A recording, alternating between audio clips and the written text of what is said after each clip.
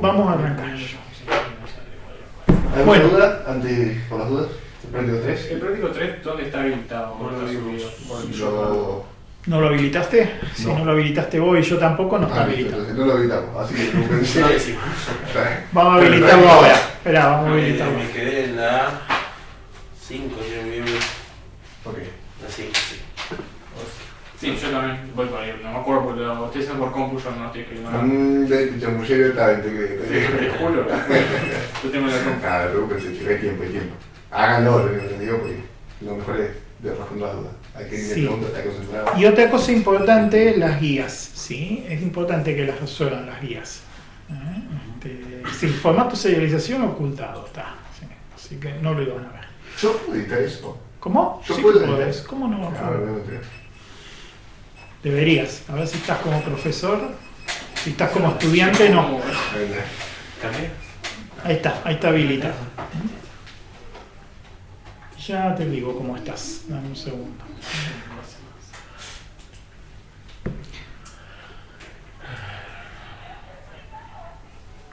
Estás como profesor, Lucas, así que sí Bien. podés editar todo. Bien. Muy bien. Eso, chicos, importante, las guías. ¿Sí? Háganlas las guías. La guía 2, la guía que tiene las preguntas, es importante que puedan contestar con sus palabras, ¿sí? Las preguntas que están ahí. O sea, si no tienen dificultad para contestar, explicar fácil eso, como si viniera su abuela y les preguntara, ustedes le pueden explicar, entonces está bien, ¿sí? Es la mejor señal de que lo han entendido. ¿Ah? Para eso son las guías, para medir eso. Entonces, por eso es importante que las hagan. Nosotros no se las hacemos entregar ni nada, es para ustedes, pero háganla. Bueno, dudas o preguntas, cosas que hayan quedado. Bueno, hoy vamos a continuar y vamos a hablar de plataformas donde se implementan los sistemas distribuidos. ¿Sí? Y vamos a hacer una distinción entre dos grandes modelos en los cuales se puede instalar un sistema distribuido. Vamos a hablar del concepto de agrupamiento de máquinas o clúster de máquinas y después vamos a hablar del concepto de grid o malla de máquinas. ¿Sí? ¿Bien hasta acá? Entonces, ¿qué es esto? Vamos a empezar como siempre. ¿Qué es? Bueno, estas son formas de organizar las máquinas en las cuales corren los sistemas distribuidos. ¿Sí? Otra vez, el objetivo más importante de poner muchas máquinas juntas es hacer una sinergia. ¿Se acuerdan que hablamos siempre de las sinergias? Bueno, acá el tema es hacer una sinergia también, es aprovechar mejor, al poner los recursos de todas juntas, se aprovechan mejor los recursos de cada una y se logra mejor resultado con menor esfuerzo individual. ¿Sí? Esa es digamos, es la teoría que hay atrás, ¿sí? De la sinergia, del agrupamiento, de cualquier tipo de agrupamiento. ¿Sí? Entonces, primero, ¿qué es eso? Vamos a hablar primero del agrupamiento propiamente dicho, del clúster. ¿Sí? Entonces, ¿qué es? Es eso, es un conjunto de máquinas que trabajan juntas, ¿ah? Y que buscan hacer una sinergia. ¿Ah? ¿Cuáles son los objetivos? Los objetivos de un clúster, bueno, hay tres típicamente. Tres. Vamos a poner acá los tres objetivos de los clústeres. Pueden estar los tres o puede faltar alguno. O sea, el clúster puede tener un objetivo específico, ¿sí? No tienen por qué estar los tres. ¿Sí?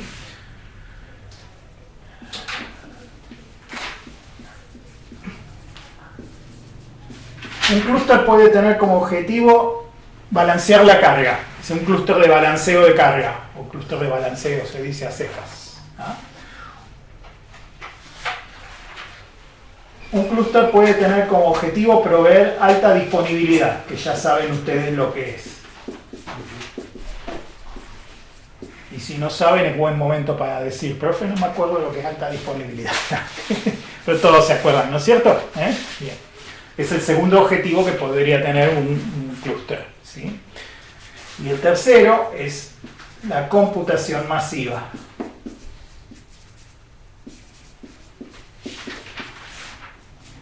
Simplemente sumar recursos, memoria y CPU, de una gran cantidad de máquinas para lograr un objetivo. Necesitamos más potencia. ¿Sí? Hacer con muchas máquinas chiquitas una máquina más grande, vamos a decir. Bien. Balanceo de carga es, básicamente se entiende, es intuitiva la idea.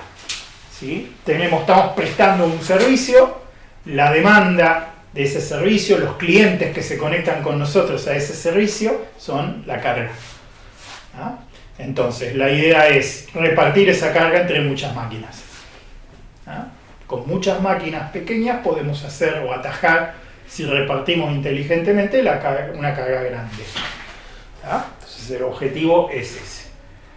El clúster de alta disponibilidad es parecido al de balanceo, pero tiene un requerimiento más alto.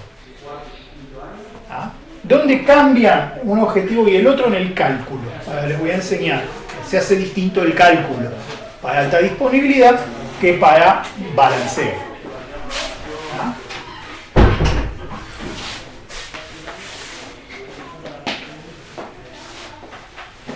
En cambio, el clúster de computación masiva tiene un objetivo muy diferente. ¿Ah? Normalmente o el clúster es de balanceo y o alta disponibilidad, o es un clúster de computación masiva, porque tiene otro objetivo. ¿Ah? Acá esto es para la provisión de servicios en general, y esto suele ser para la ejecución de una tarea o un conjunto de tareas muy específicas que requieren un alto poder de cómputo. Por ejemplo, simulaciones, ¿sí? Simulaciones Monte Carlo se hacen mucho, se usan mucho para probar modelos en física, se usa en medicina, tiene un montón de uso la simulación Monte Carlo. ¿Sí? Entonces, por ejemplo, una es esa, ¿sí? La otra es la búsqueda de condiciones en espacios grandes de soluciones. ¿Sí? ¿Está bien? Por ejemplo, un clúster de computación masiva puede usarse para criptoanalizar digestos. ¿Sí? ¿Se acuerdan que hablamos acá en algún momento de las funciones de dispersión? ¿Las funciones de dispersión criptográficas? No, nunca hablamos acá. ¿Sí? Son las funciones con las que se guardan las contraseñas. Si uno escribe una contraseña, se pasa a través de una de estas funciones y se guarda el digesto, ¿sí? Como una manera de proteger la contraseña original, porque no se puede sacar la contraseña a partir del digesto. O sea, solo puedo ir. Entonces, si tengo la contraseña, puedo construir fácil el digesto, pero al revés no. ¿Ah? Entonces, pues, un clúster de computación masiva puede intentarse. Hay una estrategia, ¿sí? Que se llama ataque arcoíris, ¿sí? Que puede utilizarse para balancear memoria y carga de procesador y tratar de encontrar, ¿sí? la fuente, vamos a decir, el clave de un digesto. O sea, encontrar la contraseña a partir del digesto. Tratar de calcular la inversa, digamos. ¿Ah? Que no se puede, por definición no se puede. ¿Sí? Bueno, es otro ejemplo de uso. ¿Ah? Otro ejemplo, bueno, no es prácticamente de clúster, lo vamos a ver después. Bien, características que hacen que un clúster sea un clúster. ¿Sí? En general son pocas máquinas. Poco es relativo, poco con respecto a las mallas o a los grids que vamos a ver después. Pero puede haber clústeres de 100, puede haber clústeres de 500, puede haber clústeres de 1000 máquinas. Pero eso es relativamente poco cuando una malla, por ejemplo, podría tener hasta millones. ¿Sí? ¿También? Entonces son relativamente pocas máquinas. En general es hardware homogéneo. Hardware y software también, y software homogéneo.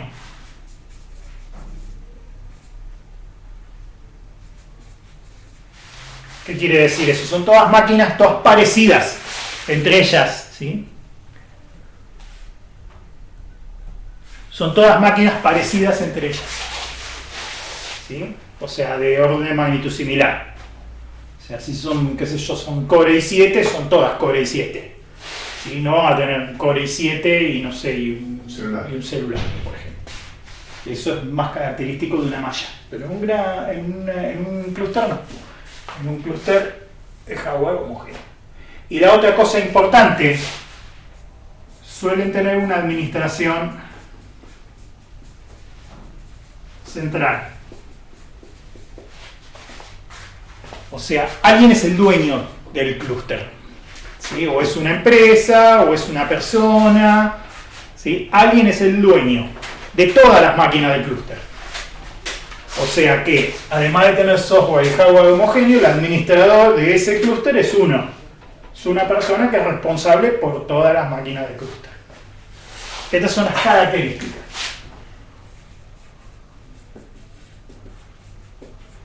del clúster. Estos son los objetivos que puede tener un clúster.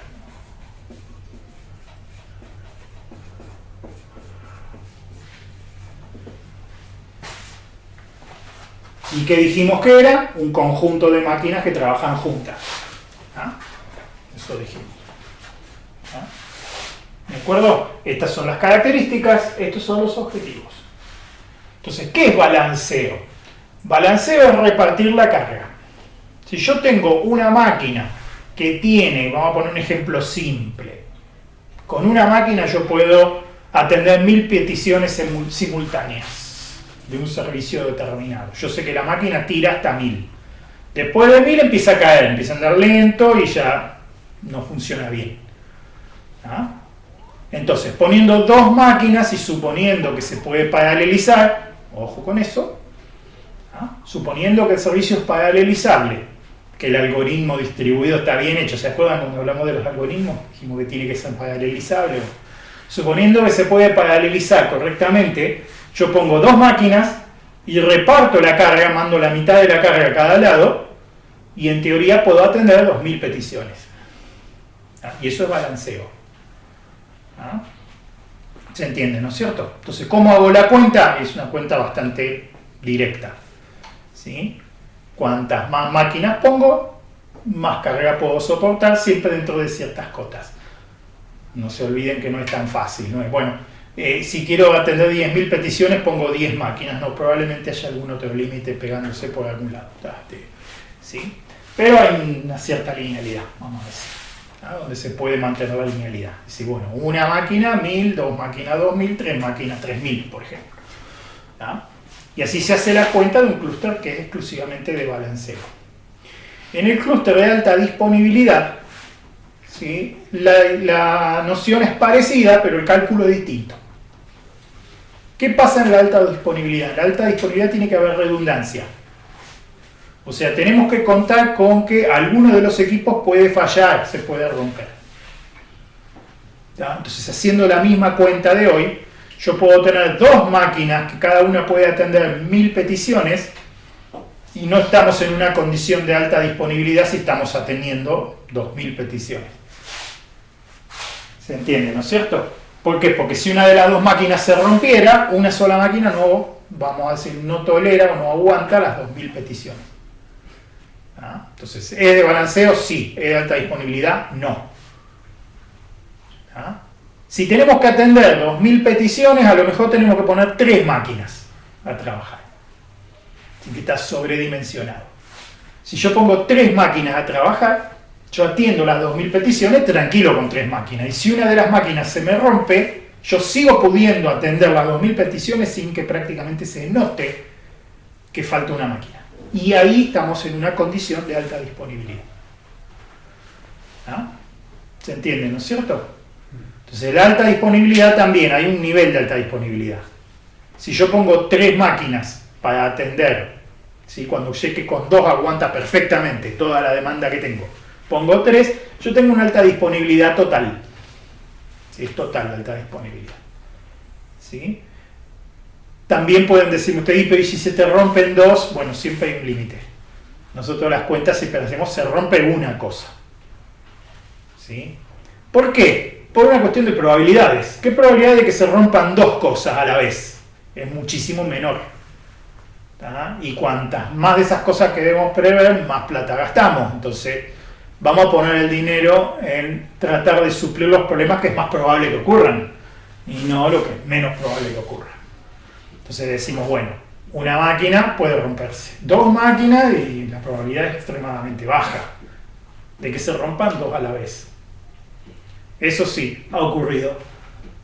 Ha ocurrido. ¿Y saben por qué ocurre? Por la bondad que tiene el clúster de alta disponibilidad. Se rompe una máquina y no se entera nadie. ¿Por qué? Porque sigue prestando servicio con las otras 2. El administrador tampoco, porque está distraído. ¿Ah? Es obligación del administrador vigilar que las 3 máquinas estén andando. Pues se rompe una de las máquinas, no está bien armado el sistema de monitoreo, no está bien cuidado, ¿sí? Digamos, el manual de procedimientos debería decir, hay que ir a mirar tal y tal y tal y tal cosa y no se está haciendo, o ni siquiera está escrito en ninguna parte, lo haces por intuición porque nadie te lo dijo. Bueno, ahí es donde empiezan los problemas. Empiezan en las políticas y terminan en la conducta y pasa eso. Claro, se rompe una máquina, no se entera nadie que la máquina está rota. ¿Ah? Entonces sigue así mucho tiempo hasta que se rompe otra. ¿Ah? Y ahí sí que, no hay clúster de alta disponibilidad que soporte. ¿Se entiende, no es cierto? Entonces, esto es una cuestión que hay que tener cuidado. Suele pasar con las máquinas, suele pasar con las máquinas, más probable que te des cuenta. ¿Sí? Más probable que lo estés mirando, pero con los discos de los RAID suele ocurrir mucho. Que nadie los mira. Entonces se rompe un disco, nadie se enteró que se rompió, todo siguió andando bien. Bien. Y eso que los RAID no es alta disponibilidad total, es parcial. ¿Por qué? Porque si se rompe un disco del RAID, el RAID empieza a andar más lento.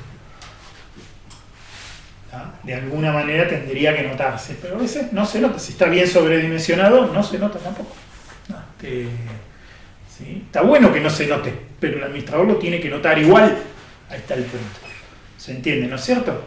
Entonces, ¿qué cambia balanceo o alta disponibilidad? En el cálculo, nada más. Para esas 2000 peticiones, para balanceo con 2 me alcanzaba. Para alta disponibilidad necesito 3. ¿Ah? ¿Se entiende, no es cierto? Ya 4 es exagerado. ¿Ah? Todo depende. Si ustedes tienen previsión de crecimiento, o sea, tienen 2000 peticiones hoy, ponen 3 máquinas para tener alta disponibilidad, pero también tienen previsión de crecimiento. De acá a un año van a tener 3000 peticiones. Bueno, entonces pueden poner 4 máquinas. No está mal. El punto es que el cálculo para alta disponibilidad es más alto que el cálculo para balanceo. ¿Ah? Otra cosa, si están justos de presupuesto, lo pueden hacer por etapas. Así, bueno, lo armamos inicialmente como balanceo y ni bien se pueda, ni bien se amortice, compramos la otra y lo pasamos a que tenga soporte de alta disponibilidad. ¿Se entiende, no es cierto? Eso se suele negociar con el que pone la plata, habitualmente. ¿Ah? ¿Se entiende? Una pregunta, a ver si se dan cuenta. ¿Por qué en esos 2 casos de balanceo de carga y alta disponibilidad, o qué afectaría si las computadoras no fueran iguales? ¿Se entiende lo que pregunto? Supongan Es buena la pregunta. O si no fueran homogéneos. Claro. ¿Qué pasaría? Yo tengo 2 computadoras que mantienen 1000 solicitudes. Entonces, ¿qué dice?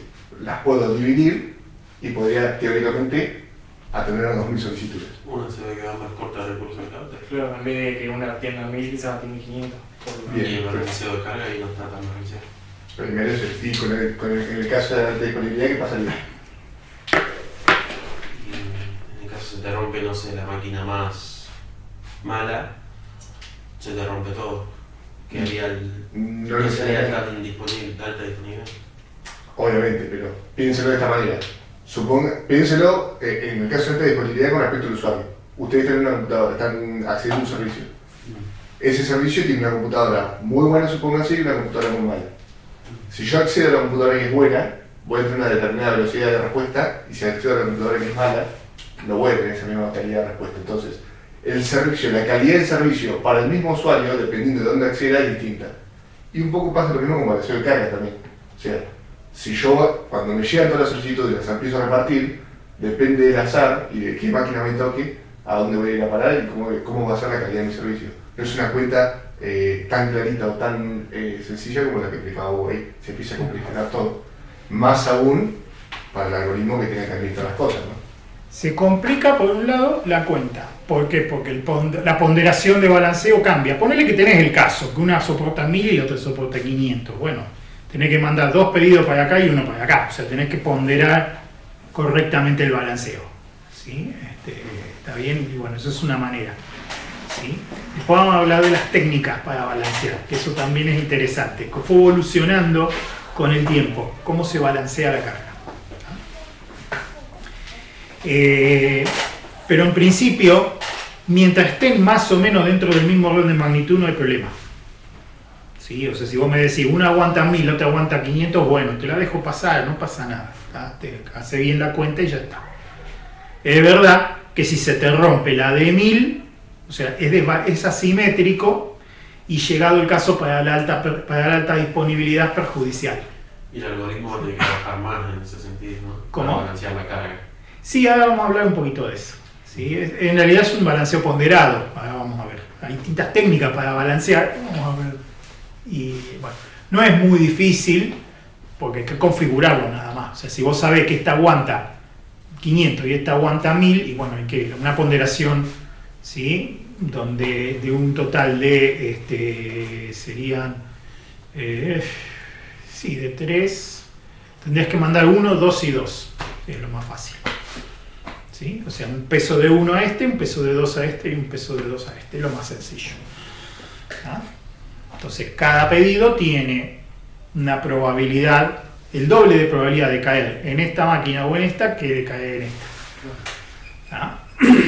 ¿Está bien? Y con eso ya se compensa el efecto de que esta es más chica. Pero si están en un escenario de alta disponibilidad, donde ustedes están tolerando, por ejemplo, no sé, vamos a decir 1500 pedidos, ¿sí? Y tienen una máquina de 1000, otra máquina de 1000, no, están tolerando 2000, pero pusieron una máquina de 1000, otra máquina de 1000 y una máquina de 500. Ahí está. ¿Está bien? Entonces la alta disponibilidad, si se les llega a romper una de las máquinas de 1000, ya quedan medio jugados. Ya no es total la alta disponibilidad. O sea, se va a notar que va lento. ¿Ah? Si se les rompe una de las que aguanta 1000. Si se les rompe la que aguanta 500, no hay problema. ¿Ah? En la práctica a veces ocurre porque uno tiene una maquinita vieja y la quiere aprovechar y dice, bueno, listo, la dejo. No pasa nada. Pero empiezan a complicarse los cálculos en ese sentido. ¿Se entiende, no es cierto? Bien, balanceo, vamos a hablar un poquito de balanceo. Balanceo podemos usar un software para balancear, o sea, podemos poner una máquina delante que recibe todo y reparte, un despachador. Hay balanceadores muy buenos, balanceadores de conexiones TCP, balanceadores de conexiones UDP, balanceadores web, ¿sí? Configurar un Apache, por ejemplo, para que trabaje como un proxy reverso y balancee entre varios servidores atrás. ¿Sí? Todas esas formas de balanceo son balanceos explícitos. Hay un software que balancea y todo va ahí. ¿Sí? ¿Cuál es el punto fuerte de eso? Que tienen muchísimo control sobre el balanceo. O sea, realmente pueden llegar a tener un control muy fino de cómo balancean. Desventaja, punto único de falla. ¿Ah? Tienen que tener algo previsto por si eso deja de andar. ¿Ah? Normalmente van a tener, como muchos servicios, o sea, la técnica universal es tener uno activo y uno pasivo. ¿Ah? Entonces hay un activo, si el activo se rompe, el pasivo entra en actividad. ¿Sí? Que está pasivo, ¿sí? Eso es modo activo-pasivo. ¿Sí? Tenés uno andando y otro descansando. Cuando este se rompe, arranca aquel. Esa es una solución universal, funciona para todo. ¿Ya? No es lo más óptimo, requiere el doble. ¿Sí? La otra forma de balancear es implícita. Por ejemplo, una técnica clásica que hay para balancear es por DNS. ¿Ah? Cuando ustedes resuelven el nombre en el DNS, cuando resuelven la IP en el DNS, ¿sí? Mandan más de una IP. ¿Ah? Si ustedes mandan más de una IP, el cliente elige alguna, con algún criterio. Clásicamente, en las viejas RFC se hablaba de round robin como técnica para elegir. O sea, el cliente tomaba, ustedes le mandan 3 IPs, por ejemplo, pero el nombre de tu servidor, no sé, www.google.com. Mando 3 IPs, no mando una. ¿Ah? Mando 3 IPs. Entonces, el cliente elige una de las tres. ¿Cómo? Round robin. Cada vez que resuelve, elige una distinta. Está la técnica de, bueno, elijo al azar. Está la técnica de, bueno, voy recordando y voy como rotando entre ellas. ¿Ah? Hay clientes que sencillamente eligen siempre el primero. Entonces el mismo servidor a veces hace round robin. Cada pedido las va rotando y las envía en distintos órdenes para que los clientes que eligen siempre el primero se queden. Y eso es una manera implícita de balancear. Yo mando 3 IP y en el gran conjunto de números aproximadamente una tercera parte de los pedidos va a entrar a cada IP. ¿Ah? ¿Se entiende, no es cierto? Esa forma de balancear tiene la ventaja de que no hay un balanceador. Se balancea espontáneamente la carga. La desventaja, ¿cuál es? Que no tiene tanto control. O sea, hay factores externos que podrían modificar el balanceo. ¿Se entiende, no es cierto? Porque el comportamiento de los clientes podría ser complejo y no respetar. ¿Ah? Bueno, una de las cosas que fueron modificadas en los últimos años es esa. Se buscó eliminar el comportamiento no determinístico. O sea, se buscó eliminar un comportamiento que no sea predecible. Entonces hoy lo que se recomienda es que a partir de un cálculo de distancia entre direcciones IPs, ¿sí? Entre la IP de la que estoy saliendo y la IP hacia la que voy, me tengo que quedar con la más cercana. ¿Ah? ¿Por qué usa una función de distancia? Porque da un orden total, entonces es determinístico, siempre va a dar el mismo resultado. ¿Por qué se busca eso? Para lograr estabilidad. ¿Ah? Si las cosas se comportan de manera predecible, es más fácil de estabilizar y es más fácil de mantener estable. Entonces hoy, por ejemplo, un cliente recibe 3 IPs y se conecta a la IP de menor distancia. A la IP de menor distancia. ¿En función de qué? Bueno, es como una especie de distancia de Hamming. Tiene que ver con la diferencia en bits, ¿sí? Pesando siempre más los bits de la izquierda que los de la derecha. ¿Ah? Es un cálculo, bueno, si lo buscan está ahí el cálculo. Lo que tienen que acordarse no es cómo se hace el cálculo, sino el hecho de que el cálculo es determinístico, que siempre responde igual. ¿Ah? Sí. Si la mayoría de los clientes se conectan al más cercano y termina siendo el mismo IP, ¿qué pasaría ahí? Ahí está el problema. Ese es uno de los problemas que hay. ¿Sí? Si tus clientes están en toda la internet, te va a balancear bien. Si tus clientes están en tu propia red, a lo mejor no balancea bien. Por otro lado, yo te sugiero, si los clientes están dentro de tu propia red, que uses otra técnica para balancear y no la del DNS. El balanceo de DNS es muy útil cuando es hacia afuera. ¿Sí? Después se usan técnicas incluso más complejas. En vez de mandar muchas IPs, mandamos una sola IP, pero depende de dónde viene el pedido, manda una IP diferente. Eso también. Google, por ejemplo, si te estás conectando desde Argentina, te manda una IP. Si te estás conectando de Estados Unidos, te manda otra. Si te estás conectando de Europa, te manda otra. Y si te conectaste de Japón, te manda otra distinta. O sea, el mismo DNS cuando resuelve dice, a ver dónde estás. En función de dónde estás, te mando la IP. ¿Y eso es a través de un protocolo o es una implementación? No es una implementación. ¿Sí? Es una implementación. La implementación de DNS por vistas se llama. ¿Sí? En función de dónde te están llamando, vos contestás algo distinto. Muy común, por ejemplo, si vos tenés un sitio que tiene toda una red privada, vos tenés un DNS con vistas y tenés dos zonas. La zona con todas las IPs privadas y la zona con todas las IPs públicas. Entonces, si el pedido viene de afuera, contestás con las IPs públicas. Y si el pedido viene de adentro, contestás con las IPs privadas. Y así es homogénea la comunicación entre adentro y afuera a pesar del NAT. Bueno, esto por ejemplo es una forma. ¿Sí? Pero si quiero balancear carga, no conviene balancear carga usando IP si está del lado de adentro. ¿Sí? Hay técnicas parecidas que utilizan, en vez de usar la IP, usan la MAC. Y esa es un poquito mejor. ¿Está bien? Direcciones MAC pares se van para un lado, direcciones MAC impares se van para el otro, por ejemplo. ¿Sí? O algún otro cálculo algún tipo de suma de comprobación, ¿sí? Sobre las MAC, determinan a dónde va. Bueno, hay un montón de técnicas de balanceo. Balanceo por DNS está bueno para usar si está balanceando carga que viene de afuera. Incluso es una técnica que se usa para prevenir ataques de denegación de servicio distribuido también. Este tipo de balanceos.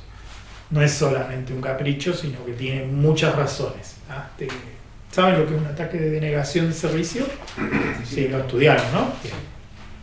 Bueno, muy bien. Muy bien. Perfecto. Vamos a hablar un poquito de cuando se diseña un clúster. ¿Qué se tiene en cuenta? ¿Sí? Diseñar un clúster es parecido a diseñar un sistema distribuido, pero es en otro nivel. Acá, en vez de estar diseñando la forma de los servicios, vamos a diseñar cómo distribuir los servicios dentro del clúster. ¿Se entiende, no es cierto? Cuando diseña un clúster, eso sí es una tarea que a lo mejor les puede tocar en algún momento. Si ustedes se dedican a implementación, despliegue o implementación, les puede tocar en algún momento diseñar a ustedes, decir, bueno, a ver cómo hacemos. ¿Sí? Hoy hay soluciones hechitas, modernas, que funcionan bien, que no existían. Este ejemplo que les voy a dar era de antes. No sé si llegaron a ver Kubernetes ustedes. ¿Se llegaron a ver? Por lo menos les dijeron lo que es. Sí, sí. ¿Sí? Kubernetes es una forma de administrar contenedores. Bueno, esto de mucho antes que hubiera contenedores, ¿sí? Y lo que repartíamos eran servicios en general. Pero como la idea se sigue aprovechando, la podemos ver. ¿Sí? En una arquitectura de microservicios, ¿qué se hace? Se mete un servicio en un contenedor y se mueve el contenedor. El contenedor rompe la sinergia. Por eso a mí no me termina de convencer para todos los escenarios.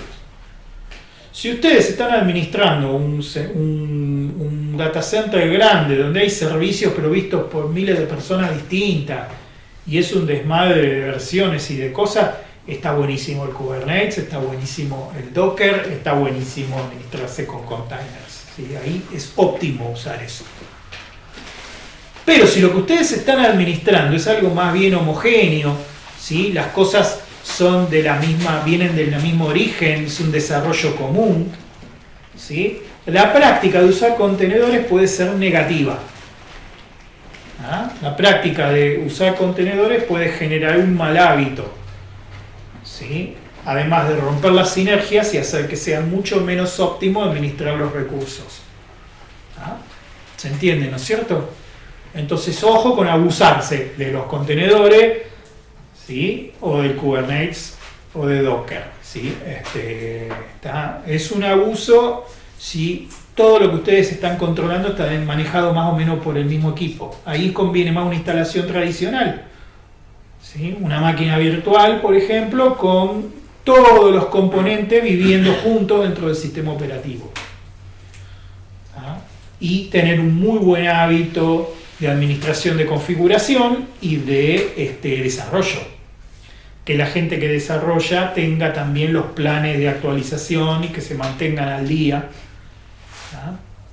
Por ejemplo, no sé, siguiendo las políticas de Debian, son una muy buena guía para seguir.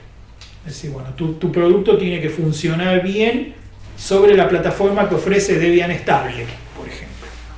Es un buen criterio para decir. Debian estable cambia cada 2-3 años, 3 años típicamente. O sea que tenés 3 años para ir actualizándote. Y una vez que cambió, te dan un año y pico de soporte. Te suelen dar más también, ¿sí? Pero bueno, cambia Debian y tenés un año y pico para adaptar tu software a la nueva. Entonces, si vos llevas, todo el equipo de desarrollo lleva esa costumbre, ¿sí? Vos no necesitas contenedores. Vos podés llevar todo el software instalado, todo juntito, ¿sí? Y lo vas llevando parejo. Lo va llevando parejo. Y eso es mucho más sano que usar contenedores para ese escenario. Fíjense que depende de qué es lo que estás administrando. Si vos llegás a un lugar donde tenés 100 clientes distintos que no tienen nada que ver uno con los otros, no los podés poner a todos de acuerdo. ¿Sí? Ahí no tenés opción. Ahí cae el contenedor. Se entiende, ¿no es cierto? O sea, es tener eso en cuenta, nada más. Bueno, ¿cómo se diseña un clúster? El clúster puede manejar contenedores o puede manejar servicios, dentro de un sistema operativo, moviendo cosas de un lado a otro. ¿Sí? El ejemplo, yo los que he armado por experiencia, yo no he armado con Kubernetes, por ejemplo, nunca armé ninguno. Sé lo que es, pero nunca armé ninguno, no tengo experiencia. Es algo muy nuevo. Pero sí he hecho mucha experiencia con clústeres de alta disponibilidad y balanceo basados en el proyecto Linux HA, que después pasó a ser Pacemaker, hoy es Pacemaker y CoroSync. No sé si los vieron, ¿llegaron a ver en algún lado? No. Ganetti, Sí. Martín les dio Ganetti, ¿no es cierto? Bueno, en su momento era Pacemaker o Ganetti. A Martín le gustó más Ganetti, a mí siempre me gustó más Pacemaker. Es lo mismo, son servicios parejos. ¿Qué es lo que no me gustó de Ganetti? Era de Google, salió así como una novedad, hizo medio un frenesí y yo sé lo que pasa con esas cosas. Hoy está desmantenido, hoy creo que Ganetti cayó en desuso. Pacemaker sigue andando. Pacemaker es el original, es el que viene de siempre. Querían migrar a Docker porque Ganetti ya quedó como obsoleto, por así decirlo. Claro. No Pero tenemos- migrar a Docker. Si estás en un data center, estás proveyendo muchos servicios distintos de distintos orígenes, puede ser una buena opción. Migrar a Docker o Kubernetes. ¿Sí? Pero si estás manejando servicios relativamente uniformes, ¿sí? O máquinas virtuales, pues nosotros manejamos máquinas virtuales. Y bueno, dentro de las máquinas virtuales sí hay distintos proveedores, pero bueno, les damos máquinas virtuales, ¿sí? No le damos contenedores. Y entonces el Pacemaker es muy bueno. Acá en el data center de la video es conveniente que utilicen Docker y Kubernetes. Acá en la universidad. Y en general tienen muchas cosas que vienen de distintos lugares, con lo cual está bueno que haya eso, está bueno que conserven también la administración con máquinas virtuales para aquellas cosas, claro, para aquellas cosas que no, ¿sí? Que no están preparadas para funcionar así. O sea, hay cosas que están hechas como una cajita que vos las ponés y las podés manejar desde afuera, otras no, qué sé yo, hay servicios que bueno, que necesitas entrar a la máquina, que Los estás, servicios de comedor y eso lo tienen con Ganetti en una virtual. claro. Después los grandes, bueno, ya no manejamos. Claro. Y sí, es así. O sea, no es que esté mal, está mal, pero hay que ver hasta qué punto, si tenés cierta homogeneidad, no podés usar una máquina clásica y meter todo ahí adentro. ¿Sí? Hay que evaluarlo, no hay que dejar de mirarlo por lo menos. ¿Sí? ¿Está? Bueno, ¿cómo se diseña? ¿Cómo se decide dónde va a parar cada cosa? Y cómo se maneja la alta disponibilidad de las cosas. Bueno, yo les voy a enseñar una técnica que tiene que ver con tomar un servicio y clasificarlo primero. Vamos a hacer una distinción entre tres tipos de servicios. ¿Sí? Los servicios que no tienen estado interno, los servicios que tienen un estado interno parcial y los servicios que tienen estado interno. Es lo primero que hay que hacer. Tengo un sistema que tiene 20 servicios, ¿no?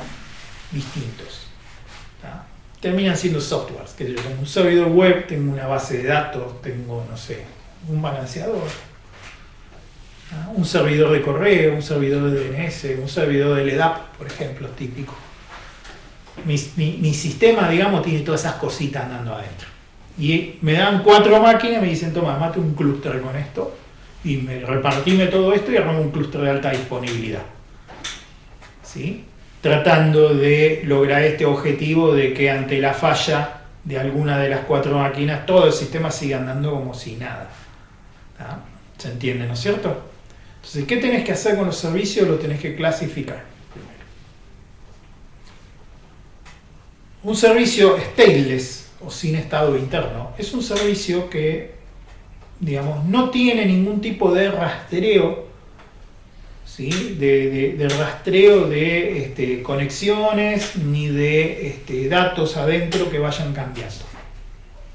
¿Tá? No importa quién te atienda, ¿sí? Es lo mismo, ni en qué momento te atienda, es igual. Un ejemplo, un servidor web que atiende páginas estáticas solamente. ¿Tá? Solo tiene HTML, tiene JavaScript, tiene CSS, pero no tiene ningún tipo de código en el servidor, no genera nada en el servidor. ¿Sí? Eso es un servicio stateless. Ese servidor web, ¿sí? Eso es stateless. ¿Ah? Sí, tiene código en el servidor, pero ese código simplemente responde a la petición del cliente, ¿sí? Y no guarda ningún tipo de información, es lo mismo, sigue siendo stateless. ¿Ah? Desde el mismo momento en que el servidor te tiene que rastrear, por ejemplo, te tiene que mandar una cookie para saber quién sos, o vos te tenés que autenticar o lo que sea, y el servidor tiene que guardar un estado interno, a partir de ese momento tu servicio dejó de ser stateless. ¿Se entiende, no es cierto? ¿Ah? Los semi-stateless son aquellos que son asimétricos en el sentido de que son stateless para la consulta, pero son stateful, tienen un estado para la escritura, que es muy común. Un montón de servicios son así. Son semi-stateful o semi-stateless. Para la consulta podés preguntarle a cualquiera y es lo mismo. La consulta no tiene estado. ¿Sí? Pero si querés modificar, si querés escribir, ahí sí tiene estado. Por ejemplo, el DNS es así. El DNS, yo puedo preguntarle al maestro o cualquiera de los esclavos y me va a contestar lo mismo. Pero si yo quiero modificar una zona, tengo que ir al maestro. Tengo que modificar en el maestro. El maestro después le propaga la modificación a los esclavos. Entonces, ¿sí? Vamos a decir, los DNS en tanto consulta, si quieren los DNS esclavos, son stateless. El maestro es stateful. ¿Se entiende, no es cierto? Semi-stateless. Y finalmente están los stateful, los que tienen estado interno y no podemos zafar. ¿Por qué tenemos que hacer esta clasificación? Porque se tratan distintos. Si yo quiero proveer balanceo o alta disponibilidad, ¿tá? En forma general, siguiendo un patrón a este tipo de servicios, hay una estrategia para cada uno. ¿Está bien? Una estrategia genérica que después ustedes tienen que adaptar a cada servicio específico. ¿Tá? Otra cosa que es importante, un servicio que es stateful a lo mejor puede ser convertido en un servicio stateless, ¿sí? Aislando la parte stateful afuera. Por ejemplo, ustedes tienen un servidor web que es stateful porque tiene sesiones, porque tiene cookies, porque, qué sé yo, por 1000 cosas que guarda ahí, tiene una base de datos. Y ustedes pueden reconvertir sin demasiada dificultad, ¿sí? El servidor web de stateful a stateless, delegando el estado a la base de datos. ¿Ah? Por ejemplo, la aplicación seguramente ya delega el estado en la base de datos. ¿Sí? Faltaría cambiar todas esas cosas que no son manejadas directamente por la aplicación. Por ejemplo, las sesiones. Trabajan en PHP, por ejemplo, y ustedes pueden configurar PHP para que en vez de guardar las sesiones en archivitos en el servidor, la guarden en la base de datos. Entonces, si ustedes consiguen pasar todo a la base de datos, entonces el servidor web les queda stateless y lo que queda stateful es la base de datos. Y delegan, bajan, ¿sí? Pasan el servicio stateful a otro lugar. Entonces, ¿sí? Si el servidor web tiene que aguantar una gran cantidad de carga, ahora lo pueden trabajar como stateless. Y patearon la pelota a la base de datos, pero la base de datos a lo mejor tiene otros requerimientos. Entonces se trata después. Este tipo de cosas hay que tener en cuenta. Un servidor de correo pasa lo mismo. Un servidor de correo normalmente recibe correo y lo envía, ¿sí? Al servidor que almacena los correos. El servidor que almacena los correos es stateful. El servidor de correo podría ser stateless. Si ustedes necesitan muchos, si reciben una gran cantidad de correos, necesitan muchos servidores, los servidores de correo de envío, ¿sí? Y de recepción podrían ser stateless y tratarlos como stateless, que es mucho más fácil. ¿Se entiende, no es cierto? Bien, entonces la estrategia es clasificar los servicios entre stateful, semi-stateful y stateless. Sin estado, ¿sí? Vamos a decir con estado asimétrico, así normalmente estado para la escritura sin estado para la lectura, y los stateful. La estrategia para los stateless es muy simple. Ustedes pueden correr una instancia del servicio stateless en cada máquina, tranquilamente. Tienen 4 máquinas y ustedes dicen, bueno, vamos a correr una instancia en cada máquina. Eso como máximo. ¿Sí? Como mínimo, si quieren, en 2, para proveer alta disponibilidad. ¿Ah? ¿Se entiende, no es cierto? O sea, si ustedes saben que como decíamos hoy, con una máquina se bancan todo, y bueno, lo corren en 2 por alta disponibilidad. Si saben que necesitan 2 máquinas para bancarse todo, hay que balancear entre 2, bueno, lo corren en 3 para tener alta disponibilidad. ¿Sí? O incluso pueden correr una instancia en cada máquina. Y no pasa nada porque es stateless. O sea, es tan simple como eso. ¿Ah? Se levanta, se corre y se deja corriendo y se reparte libremente. O sea, por eso es tan fácil manejar un stateless livianito. Muy fácil. Con el semi-stateful hay que tener cuidado con el maestro. ¿Sí? Lo ideal es tratar los esclavos como stateless y el maestro como stateful. Hay arquitecturas que permiten, por ejemplo, ¿cómo se llama? Elevar, digamos, ascender un esclavo a un maestro. ¿Sí? Entonces son todos esclavos maestros apagados. Son todos esclavos activos, maestros apagados, menos uno que es maestro, que está actuando como maestro. Si este se cayera, cualquier otro asume la función de maestro y sigue de ahí.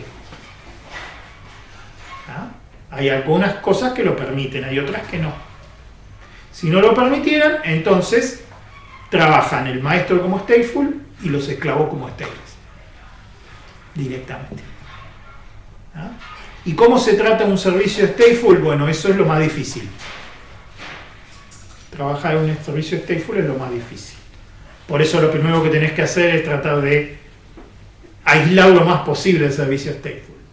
Si podés quitarle cosas, cuantas más cosas le puedas quitar, mejor. ¿Sí? Te quedás con el servicio stateful, que en el peor de los casos, que es imposible paralelizarlo, bueno, lo trabajás activo-pasivo. Lo tenés activo en una máquina, pasivo en otra. ¿Sí? Y esa configuración tiene que trabajar de manera tal que los datos se mantengan sincronizados. Esos datos del stateful tienen que estar sincronizados. Si este se llega a romper, entra en actividad inmediatamente el otro. ¿Ah? ¿Se entiende, no es cierto? Y ese es el peor escenario. Después hay muchos escenarios intermedios para tratar un stateful. Por ejemplo, las bases de datos, muchas tienen esquemas de federación.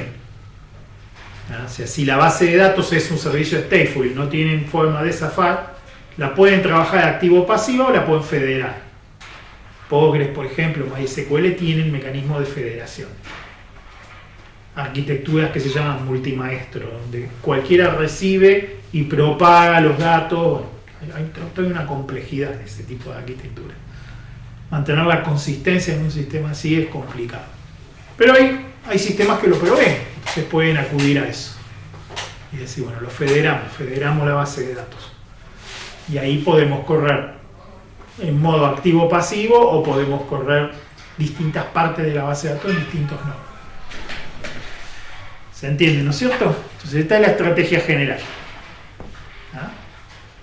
¿Se entiende, no es cierto? Entonces así se diseña. Parecido como se diseña un sistema distribuido. Acá el sistema ya está diseñado. Acá lo que hay que hacer es ver cómo lo meto en un montón de máquinas y que realmente tengamos alta disponibilidad. ¿Sí? Porque es muy fácil caer en lo opuesto. Es decir, repartí todo y si cualquiera de los nodos se cae, todo se me viene abajo. Y eso no es bueno. Ahí están haciendo, digamos, la lógica al revés. En vez de estar beneficiados por la distribución, están siendo perjudicados. ¿Sí? El otro tema es el control central del clúster. O sea, ¿quién toma la decisión de cambiar un servicio de un lado a otro? Por ejemplo. ¿Sí? La arquitectura Zen, por ejemplo, que tienen ustedes para máquinas virtuales, permite hasta mover máquinas virtuales andando, ¿sí? De un lado a otro, siempre que tengan el almacenamiento compartido, siempre que tengan abajo un SAN o o algo parecido a un SAN. ¿Sí? ¿Saben lo que es un SAN, no? No. Storage Area Network. ¿Sí? Un SAN es un dispositivo que normalmente ofrece espacio de almacenamiento, memoria secundaria, pero a nivel de bloques, no a nivel de archivos. Mientras que el NAS, las mismas letritas, pero al revés, NAS suele proveer sistemas de archivos. ¿Sí? O sea, a un NAS se conectan por NFS, se conectan por Samba, se conectan por FTP, por HTTP, siempre a nivel de archivos. ¿Ah? Mientras que un SAN normalmente exporta volúmenes. ¿Sí? O sea, tu máquina ve lo que el SAN ofrece, lo ve como un disco. ¿Ah? Lo particionas, le creas particiones, le instalas cosas adentro. Entonces, teniendo un dispositivo como un SAN o algo parecido a un SAN, uno puede, digamos, ofrecer el mismo disco a varias máquinas con la complejidad que eso tiene, porque ningún sistema de archivo natural está pensado para que alguien esté cambiando los bloques mientras este está funcionando acá, se rompe todo. ¿Sí? Entonces es muy importante asegurarse de que no esté montado en más de una máquina al mismo tiempo. Pues no está preparado para eso. ¿Sí? Entonces con todos esos cuidados, ¿sí? Típicamente, por ejemplo, un SAN y una arquitectura Zen arriba permite mover una máquina virtual andando. ¿Sí? O sea, la máquina virtual simplemente se migra a la memoria, porque el almacenamiento ya está compartido, se migra a la memoria. ¿Ah? Entonces, con la máquina andando se pasa la memoria para acá, después se hace un copy on write, entonces se copia toda la memoria y a medida que se va modificando la memoria en el origen se va llevando una lista de las modificaciones. Cuando estamos listos, se pausa esta máquina, ¿sí? Se copian las modificaciones y se levanta acá. Son centésimas de segundo, décimas de segundo que está parado. ¿Ah? Se baja acá, se sube acá. No se entera nadie. ¿Han hecho alguna experiencia de eso o no? No. Muy interesante. O sea, una computadora andando, una máquina virtual andando, pasa de un vehículo a otro, de una máquina física a otra. ¿Ah? Con los contenedores también se puede hacer. Con los contenedores, como son chiquititos, es mucho más fácil, porque se puede pasar no solamente la memoria, el almacenamiento también, se pasa todo. ¿Sí? Y se usa una técnica parecida. ¿Ah? Se puede mover un container andando también. ¿Se entiende, no es cierto? Con el container tenés la ventaja que no necesitas un SAN abajo. ¿Ah? Podés hacerlo copiando los datos simplemente de una máquina física a la otra. Porque suelen ser chiquitos, son unos pocos megas. No necesita bien hecho el contenedor, tiene que ser chiquitito. ¿Sí? Una cosa enorme. Entonces, como son unos poquitos megas, lo transferís por una red de gigabit y se pasa en segundos. ¿Sí? ¿Se entiende, no es cierto? Se pueden mover las cosas andando. Y lo que hay que decidir entonces es el control. ¿Ah? PaceMaker, por ejemplo, utiliza una técnica que está basada en lógica difusa, es muy interesante. Es una forma primitiva de inteligencia artificial para decidir cuál es la configuración óptima del clúster en función de unas reglas que uno le indica. ¿Ah? Entonces el clúster, en función de esas reglas, toma decisiones y mueve cosas de un lado a otro. Pero el problema de eso es que es muy difícil de configurar, muy difícil de estabilizar. ¿Sí? Muchas veces es preferible que el ser humano, que sea un administrador humano controlando. ¿Ah? Y una vez que tenés suficiente experiencia, podés empezar a tirar algunas reglas.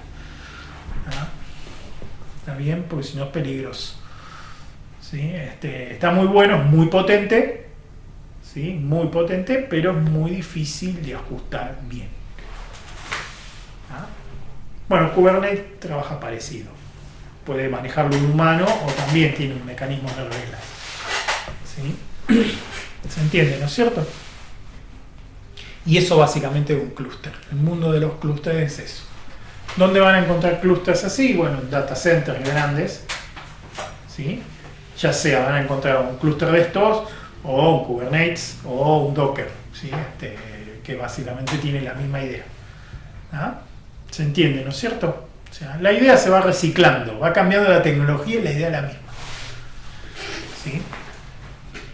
La virtualización liviana es un avance enorme, ¿sí? Los contenedores como forma de solución de virtualización son un avance excelente, ¿sí? Vienen del mundo de Linux, ¿sí? Y nacieron con la idea de dejar el kernel tranquilo y empezar a partir todas las abstracciones del sistema operativo en instancias. Y ahí nació lo de los contenedores. ¿Ah? O sea, las abstracciones del sistema operativo, ¿cuáles son? Bueno, la cola de procesos, por ejemplo.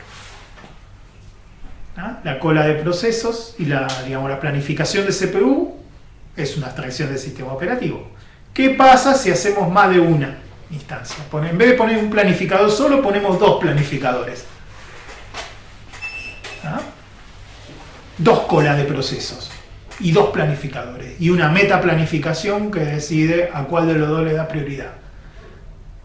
Y ahí aparecen los process groups, ¿sí? No sé si los llegaron a estudiar. ¿Ah? Con el sistema de archivo lo mismo. Hay un concepto de directorio raíz y sistema de archivo virtual, que creo que ya lo vimos acá, ¿no? Sí. Bueno, ¿qué pasa si en vez de uno decimos, bueno, a cada proceso o a cada grupo de procesos le ponemos su propia raíz? Y que cada uno tenga su propia imagen de sistema de archivo. La pila de red, toda la configuración de interfase, direcciones de IP, rutas. ¿Qué pasa si en vez de una sola tabla de rutas, y tenemos varias tablas de rutas? En vez de tener una sola pila de interfase, tenemos varias pilas de interfase. ¿Qué pasa si armamos interfaces tipo pipeline, que entran en un lado y salen por el otro? Y eso es, digamos, toda la abstracción de las pilas de redes, lo que permite aislar las redes de los contenedores, por ejemplo. ¿Ah? ¿Se entiende, no es cierto? Entonces aislamos sistema de archivo, aislamos pila de red, aislamos la planificación de procesos dentro de cada grupo. ¿Ah? Hacemos un metaplanificador para decidir cómo repartimos los recursos entre los planificadores. Y ahí tienen contenedores. ¿Sí? Es una solución muy buena porque arrancar y parar un contenedor es mucho más rápido, es mucho menos burocrático que arrancar y parar una máquina virtual, por ejemplo. ¿Se entiende, no es cierto? O sea, no tenemos que arrancar un kernel, levantar todos los dispositivos. No. Levantamos los programitas nomás. Bajamos los programitas, mucho más rápido. Arranca en milisegundos, para en milisegundos. Ocupa cientos de megabytes como mucho. Se copia de una máquina a otra también en segundos. ¿Ah? ¿Se entiende, no es cierto? O sea, como solución es fantástica. ¿Sí? Ahora no hay que abusarse de ella. No se deberían usar contenedores donde antes no hubieran usado una máquina virtual. ¿Ah? Ahí está el punto. Porque al final es lo mismo. ¿Se entiende, no es cierto? Bien, muy bien. Y esto es en general los clústeres. Vamos a hablar de las mallas y lo dejamos ahí. Seguimos la próxima porque se nos acaba el tiempo. Sí, son unas 10. Sí. Bueno, me voy a tomar 5 minutitos. Bueno, no, vos tenías que ir a trabajar, ¿no? Vos tenías que ir a trabajar. Sí, pero no era más. Tipo, bueno, tomo 5 no minutitos. tengo problema, más. yo ya tarde. Hacemos la introducción, después seguimos la próxima. No quiero ni demorarlos a ustedes ni yo tampoco llegar tarde. Bueno, vamos a partir de la malla, ¿sí? O grid. Y vamos a decir, ¿qué es una grid? Bueno, vamos a decir que es un conjunto de máquinas que trabajan juntas. O sea, lo mismo que dijimos del clúster antes. ¿Ah? ¿Qué cambia? Cambian los objetivos, ¿sí? Y las características. ¿Sí? Las grids, en general, las grids... ¿Qué quedó otro color? No.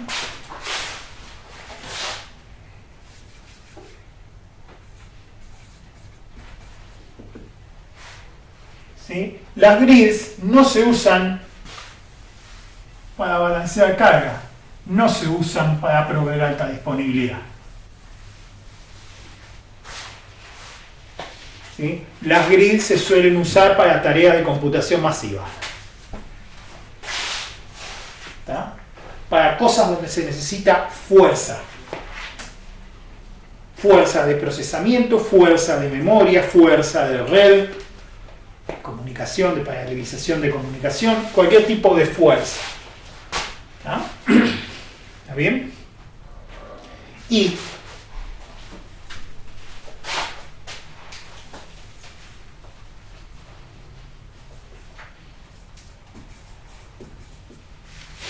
las características de la grid.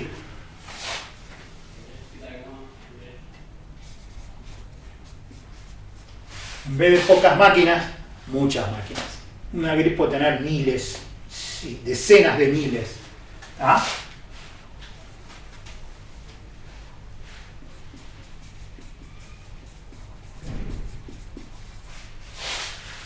El hardware y el software es heterogéneo. Puede haber distintos sistemas operativos, puede haber distintas máquinas, puede haber un celular metido en la grid, puede haber un routercito de esos metido en la grid, puede haber una máquina o un clúster inmenso metido en una grid. ¿Ah? Cooperando en una misma grid. ¿Ah? ¿Está bien? Por ejemplo, un clúster de computación masiva grande que hace minería de Bitcoin, por ejemplo, podría estar a su vez metido en una grid. ¿Ah? De hecho, la red de Bitcoin es una grid. Y los mineros tienen unos clústeres de computación masiva inmensos que están metidos en esa grid. Y en esa misma grid está el telefonito donde te instalaste la billetera virtual, que obviamente no mina, pero sí comprueba los bloques. Que eso es muy fácil. ¿No? Y conviven en una grid, por ejemplo. ¿No? Y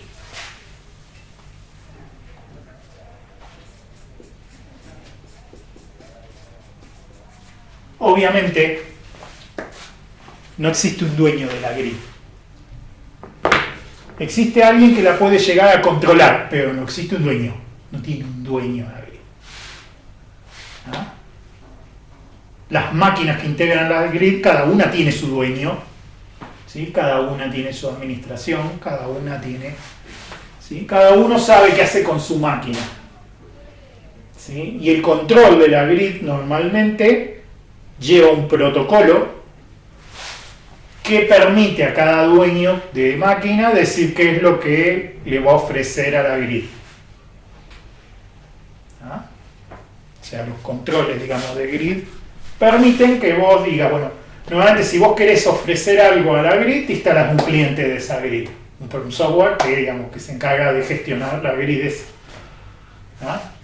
Gestionar tus recursos hacia la grid. Y lo primero que hace ese software es preguntarte cuántos recursos le querés dar. Cuánta CPU, con qué prioridad. Cuánta memoria, con qué prioridad. Cuánto disco, con qué prioridad. ¿Se entiende, no es cierto? Entonces uno como administrador dice, bueno, te voy a dar, que yo por ejemplo, ciclo de CPU a baja velocidad, a baja prioridad. Funciona como un protector de pantalla. ¿Sí? Cuando la máquina no está haciendo nada, pum, arranca y le da, empieza a hacer cálculos para la grid y entrega los resultados. ¿Se entiende, no es cierto? Entonces sigue un protocolo muy estricto para controlar. Este tipo de cosas son, este tipo de grid suelen utilizarse para tareas de computación masiva. Pueden o no, suelen tener mecanismos de recompensa. Si vos haces algo, si vos das un trabajo o cedes recursos, te devuelve algo a vos. ¿Tá? Algunos son altruistas, otros son un poquito más pragmáticos. ¿Sí? O sea, te conectás y te dan algo a cambio de que vos... Incluso hasta dinero puede ser, en algún caso. ¿Ah? Un ejemplo clásico de grid es el SETI at Home. No sé si escucharon hablar de él. El SETI at Home es SETI es búsqueda de vida inteligente extraterrestre. Search for Intelligence. Búsqueda de vida inteligente extraterrestre. ¿Tá? Que es un proyecto científico que toma información de los radiofaros, de los radiotelescopios que hay instalados, muchos en órbita, otros terrenos, ¿sí? Y sacan una cantidad infernal de datos y analizan buscando patrones.